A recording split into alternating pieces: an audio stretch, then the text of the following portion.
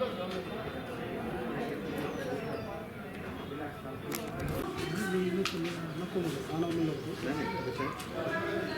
Gravity वाढते कारण ते होते ना व्हिडिओ दिसायला मिसेस भांडते गावात कोणी गाडी किंवा कोणी आडवा मोबाईल धरून फक्त असं सगळं माझ्या पतीला घेऊन जात होते, बातमी टाकल्याचा राग होता बाईक असं.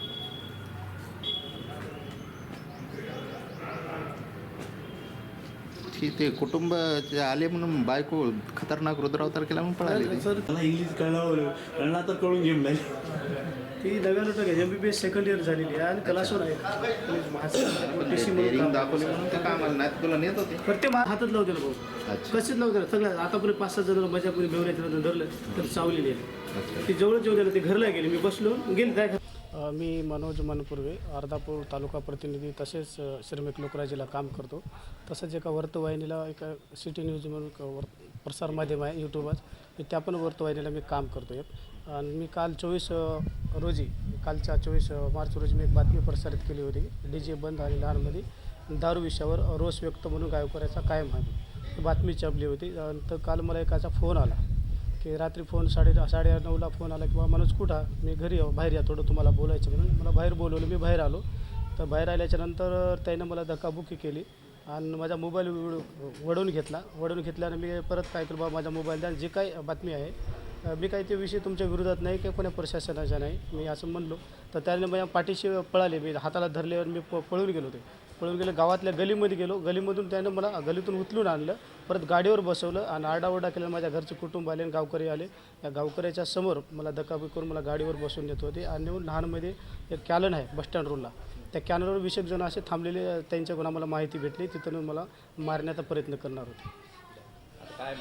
आता माझी अशीच मागणी आहे सर, मी यासारखे असे अनेक पत्रकार आहेत, मी चांगल्या पद्धतीने काम ग्रामीण भागामध्ये कामं करतात. यांनावर असे अन्याय अत्याचार असे होत असल्यानं खरंच पत्रकारिता आम्ही कशा पद्धतीने करावी आणि पत्रकाराला कुठेतरी शासनानं न्याय मिळवून देण्याचं काम करा आणि त्या गुन्हेगारावर योग्य ते कारवाई करावी. असेच 4 ते 5 जण होते, 4 गाड्या आल्या त्या आणि दोनदा मला गाडीवर उचलून गाडीवर बसवलं, तर मी अजून उडी मारून बाजूला निघालो. कुटुंब आणि गावकऱ्यामुळे मी वाचलो सर. काय लहानमध्ये एका पत्रकारावरती म्हणजे त्याला अपहरण केला. विषय असा होता की त्यानं अवैध जी दारू विक्री सुरू आहे त्या संदर्भामध्ये बातमी लावली होती. किती ही गंभीर तुमच्यापर्यंत घटना आहे? अतिशय निंदाजनक, गंभीर आणि कायद्या सुव्यवस्थेच्या विरोधातली ही घटना आहे. रात्रीच मला मनोज मनपूर्वेंचा फोन आला घटना घडल्यावर, त्यांचे व्हिडिओ पाहिले. मी रात्री पोलीस अधीक्षक साहेबांना बोललो, PI साहेबांनाही बोललो. याच्यात समाधानाची गोष्ट हीच आहे की 2 आरोपींना अटक झाले, बाकीच्याही आरोपींना अटक झाली. आज मी त्यांच्यासाठीच पोलीस निरीक्षक साहेबांना भेटायला आलो.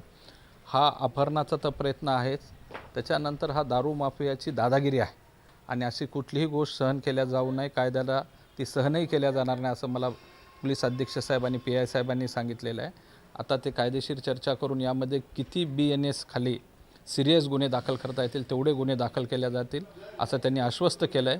पण पत्रकारावरती हल्ला महाराष्ट्राचं पुरोगामी सरकार कधीही सहन करणार नाही. कडक कारवाई नक्कीच होतील आणि हीच भूमिका राज्याचे गृहमंत्री आणि मुख्यमंत्री देवेंद्रजी फडणवीस साहेबांची आहे. पत्रकाराचं अपहरण करून त्याला मारहाणीचा प्रयत्न झालेला आहे, काय नेमकी तुम्हाला माहिती आणि काय गुन्हा दाखल होणार आहे? या प्रकरणी अर्धापूर येथील पत्रकार मनोज मन्नापुरे यांनी त्यांच्यासोबत जी घटना घडली याबाबत येऊन मला सर्वस्वी कथन सांगितलेलं आहे. याबाबत आम्ही BNS आणि इतर जे कायदे आहेत त्यानुसार जास्तीत जास्त कडक आणि गंभीर स्वरूपाचे गुन्हे दाखल करणार. आरोपी आमच्या ताब्यात आहेत आणि कायदेशीर कारवाईची प्रक्रिया सुरू आहे. सर, संपूर्ण घटना जी आहे त्याचा व्हिडिओ सुद्धा मोबाईलला आलेला आहे. आरोपींना काही अटक केलेली आहे, अटक करणार आहात काय? आम्ही आरोपीला अटक करणार आहोत. 2 आरोपी आम्ही आणलेले आहेत. व्हिडिओ पाहून इतर आरोपींची ओळख पटवून ताब्यातील आरोपीकडून त्यांचे नावं निष्पन्न करून त्यांनासुद्धा अटक करण्यात येईल.